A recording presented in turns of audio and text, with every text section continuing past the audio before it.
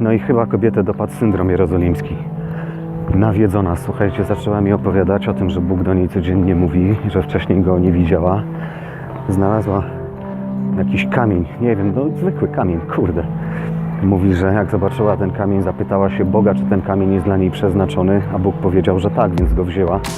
I się teraz do tego kamienia modli.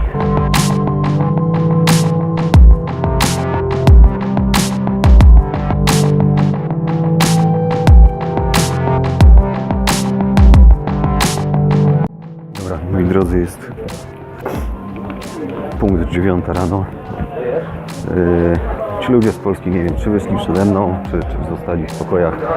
Pokój mają zamykany w przeciwieństwie do mojego, także nie miałem jak wejść, sprawdzić. Także znowu ruszam sam, idę przez ten pierdolony labirynt.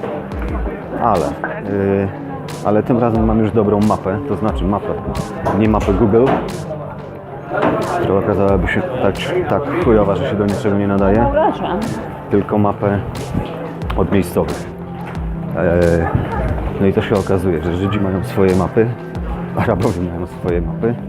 I na przykład jak bierzesz mapę od Arabów, to się okazuje, że nie będziesz mieć na niej ulic żydowskich i odwrotnie. Albo nawet mogą być źle poprowadzone. No tak się nie lubią. I co? Próbuję znaleźć bramę damasceńską. I przez bramę damasceńską na... Kurwa, nie wiem jaki to kierunek, nie chce mi się kompasu wyjmować. W każdym razie tam pod różnego rodzaju zabytki. Teraz będzie tak, rozwidlenie w lewo, w prawo i ja będę musiał iść tak jak na Western Wall później. Dobra. Powiem wam tak, jest rano, więc oni dopiero się rozstawiają z tymi wszystkimi budami. Znaczy rozstawiają, część już rozstawiona, część się rozstawia. I na szczęście jeszcze to nie jebie tak jak wczoraj, jak przyjechałem tam, nie wiem, koło 14. Jakoś tak. Wszyscy drą mordy. Taka ich kultura, no. Po prostu. Jak Jerozolima wygląda nocą, czy jak Stare Miasto wygląda nocą, bo ja w samiutkim sercu Starego Miasta jestem. No to mieliście okazję, kurwa, wczoraj widzieć. I się okazuje, że znowu chyba coś nie tak jest z tą mapą. Żołnierze.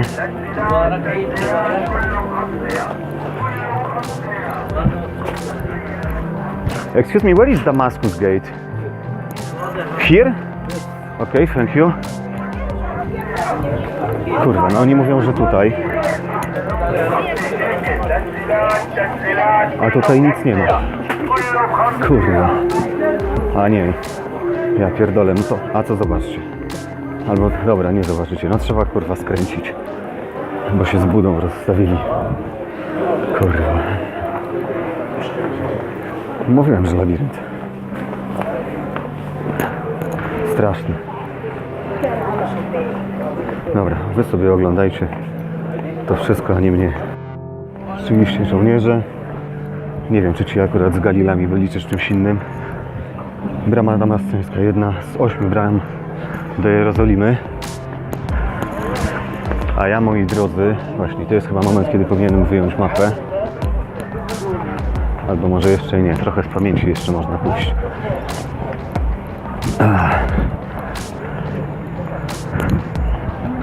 Dlaczego się nazywa damasceńska? Ano dlatego, moi drodzy... O, a tu inni żołnierze. Dlaczego damasceńska? Dlatego, że prowadzi do Damaszku w Syrii, który jest gdzieś w tamtą stronę. Jest z drugiej strony, znaczy no nie całkiem z drugiej, jest brama Jaffa, która z kolei prowadzi do Jaffy. Zielona, to przechodzę. Dobra, i teraz kurwa, w którą stronę? Wyszedłem przez bramę damasceńską, czyli tu, czyli tu.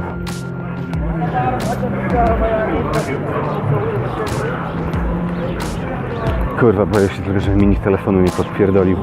A w ogóle wiecie jaką miałem akcję? Pierdolony Ryanair. Coś mu się zjebało, że nie mogłem zrobić mobilnej odprawy. To znaczy w jedną stronę zrobiłem, jak leciałem tutaj i wszystko było spoko i kod QR się wygenerował i zajebiście. A od 2 dni próbowałem znowu zrobić i ni chuja. Ciągle było, że nie można dokonać rozprawy mobilnej dla co najmniej jednego uczestnika tej podróży. Wydrukuj kartę pokładową. Kurwa, i wczoraj w nocy zapierdalałem po Starym Mieście. A widzieliście, jak to kurwa wygląda? Zapierdalałem po Starym Mieście, żeby znaleźć kafejkę internetową. I kurwa znalazłem. I wydrukowałem. Siedziałem przy komputerze 3 minuty i może 15 sekund. I wydrukowałem jedną stronę. 4 szekle. 4 zł za wydruk kurwa jednej pierdolonej kartki. Ale karta pokładowa, no to trzeba było. A nie wiem, co się z tą aplikacją mobilną stało, także tak. O kurwa, dworzec. Ej, to może ja stąd będę miał coś bezpośrednio do Jerozolimy. Kurwa, do jakiej Jerozolimy? Na Ben Gurion. A, bo to jest, no tak, to Arabowie jeżdżą. To jak będę wracać, to się zapytam. Dobra, The Garden Tomb. I tu idziemy. Idę zobaczyć, co to jest. Nie uczyłem się na ten temat kompletnie.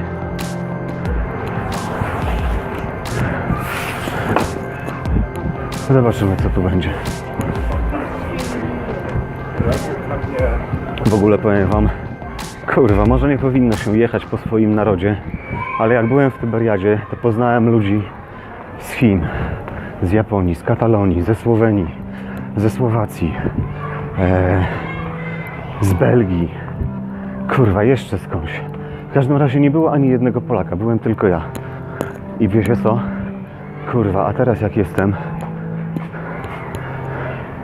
jest tylu Polaków. Dobra, zobaczmy. Welcome, Frednisha. Hi brother, how are you this morning? I'm fine, thank you so much. We are so sorry for all your trouble. Hello. We are so sorry. First time? Yes. Welcome, which country? Poland, Polska. Welcome. O, welcome. Thank you very much. Słuchajcie, jacy mili ludzie. Najpierw się zorientowałem, że nie trzeba...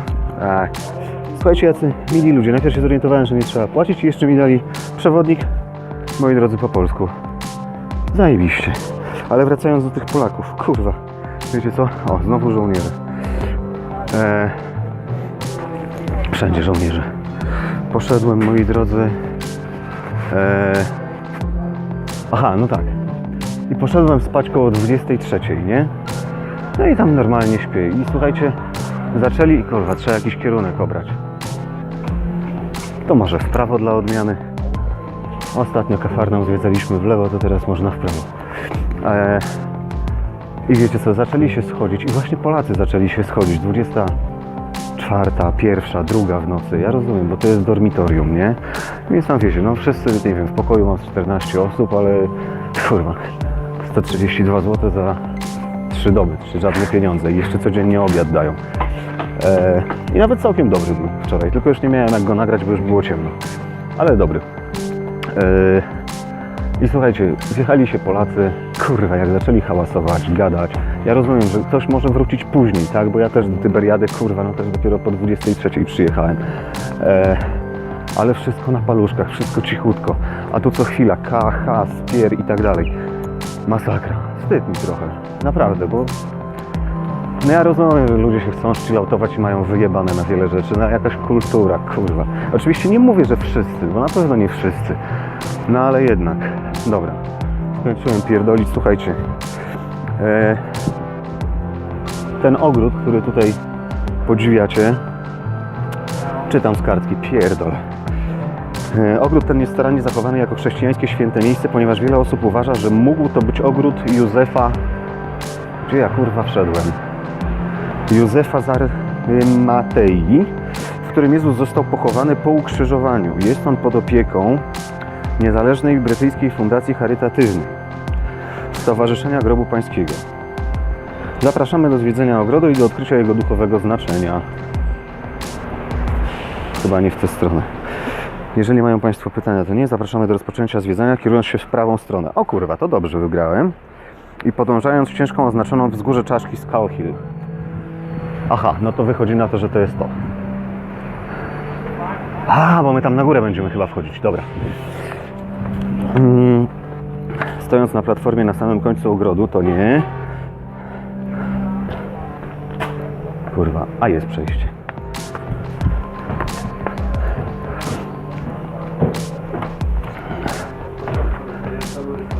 Znowu schody, góra dół, góra dół.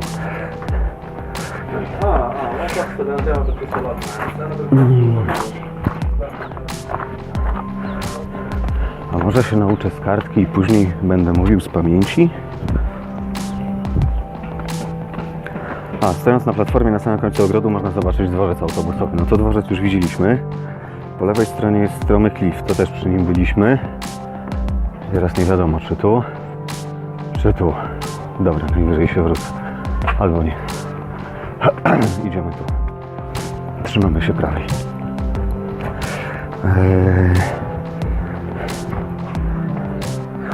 A, teren ten w ogóle, kurwa. Teren ten podobno był częścią kamieniołomu, moi drodzy. Według miejscowej ustnej tradycji miejsce to było wykorzystane przez żydowskie władze jako miejsce egzekucji poprzez ukamienowanie. Mogło ono być następnie używane przez Rzymian jako miejsce egzekucji przez ukrzyżowanie. A to co tam dalej już nic nie ma? Chyba nie.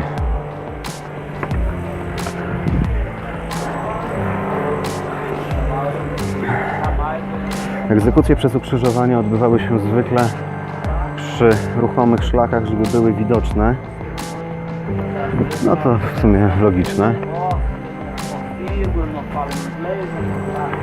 Bo stanowiły wtedy ostrzeżenie dla innych.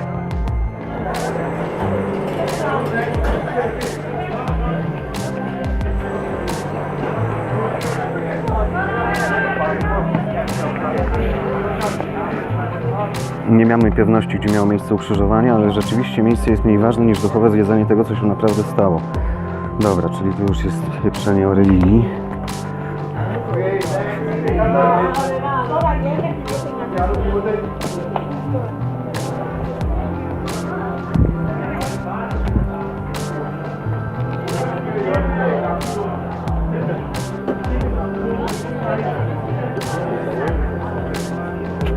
A, tu jest jeszcze jakieś zejście, tylko dlaczego ja go nie znalazłem?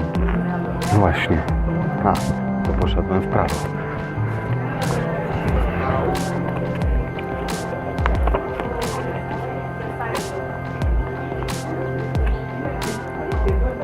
Cysterna na wodę. Tak zwana.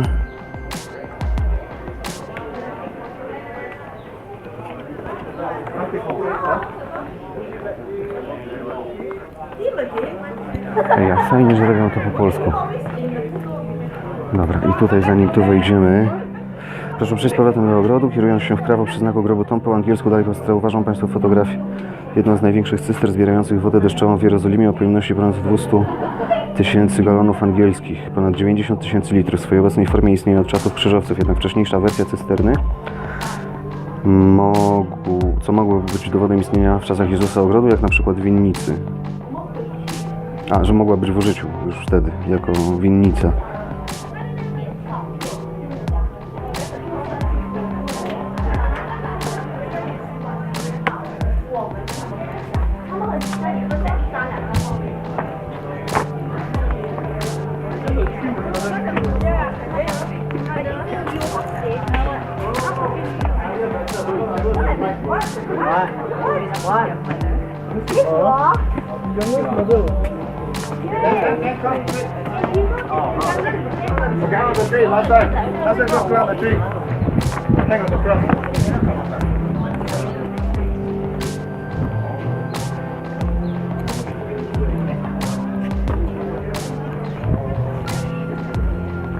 No dobra, no. Odhaczone. W takim razie idziemy dalej. Drodzy, jakieś, nie wiem, no 100 metrów w górę mamy bazylikę, tylko oni tu tak napisali Sancti Stefani, Świętej Stefanii. I wiecie co, nie wiem, czy to nie była ta Stefania od świętego Hieronima, Bo święty Hieronim założył w Betlejem 2 klasztory, z czego jeden właśnie ufundowała święta Stefania.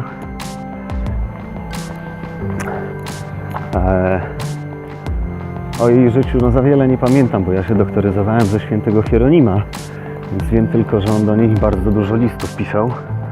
I on założył jeden klasztor, ona założyła drugi klasztor, ale on sprawował rolę takiego padre nad tym klasztorem, bo ten jego był męski, ten jej był żeński, ale i tak on wszystkim zarządzał. Spora ta bazylika.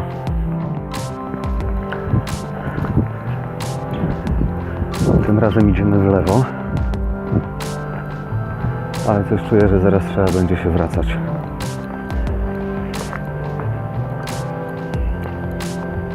I w ogóle powiem Wam,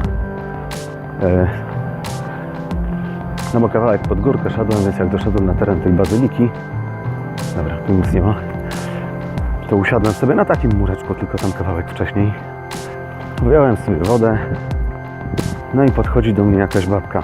Pyta się, czy mówię po angielsku. No to mówię, że trochę, bo mój angielski jaki jest, to każdy widzi. A jest to tyle dobry, że mnie ręce od mówienia nie bolą. A dobra, wejdziemy sobie głównym wejściem.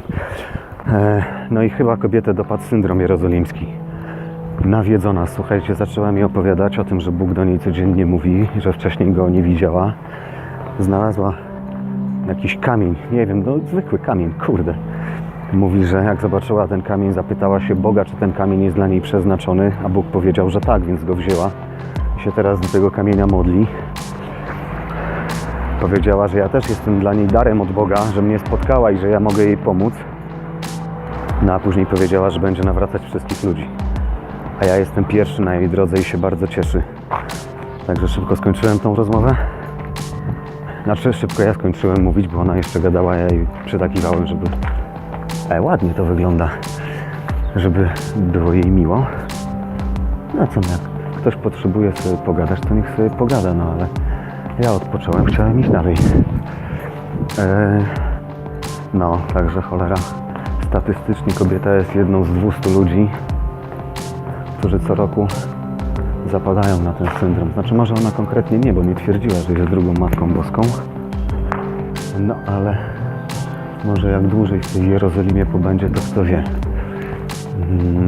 No i pytanie teraz. O, jest otwarte. Dobra, to teraz po cichu, bo nie wiadomo, czy ktoś się tam modli, czy nie. Nie jest otwarte, podwójne drzwi. A nie zaraz.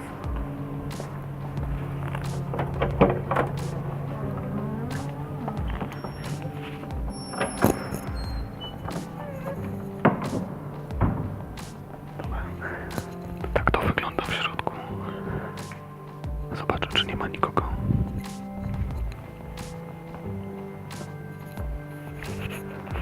Nie ma, no to można w miarę spokojnie mówić.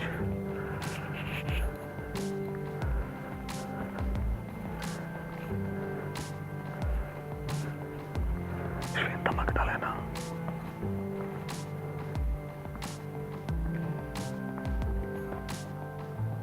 To nie wiem, kto to.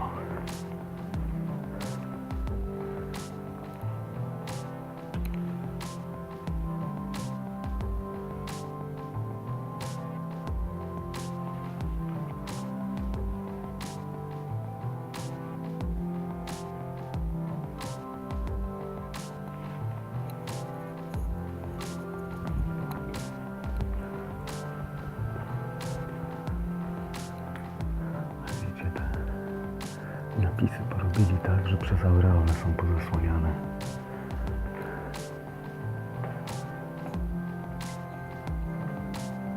To jest święty Łukasz Ewangelista, bo jest byk. Święty Józef.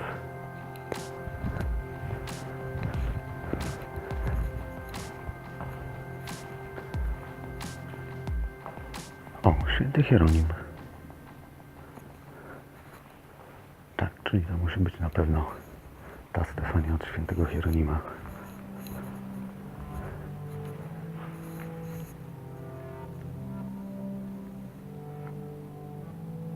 No, święty na... nie zaraz. Święta Natalia Aleksandryjska.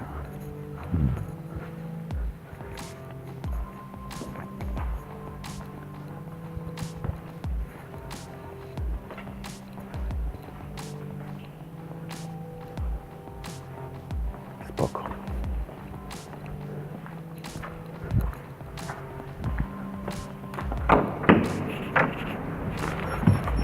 Dobra, no to Bazylikę Świętej... To jest bazylika czy kościół? Jezu, zaraz zobaczymy na wejściu. Czy to było church czy bazylik? Bazylik.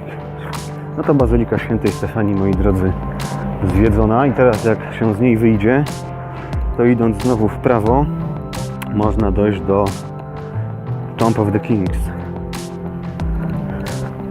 Kurwa, nigdy nie pamiętam, czy tomb to jest pomnik? Nie, pomnik to jest monument. A tomb to byłby grób? Dobra, dowiemy się na miejscu, czy mamy tam pomniki, czy mamy groby.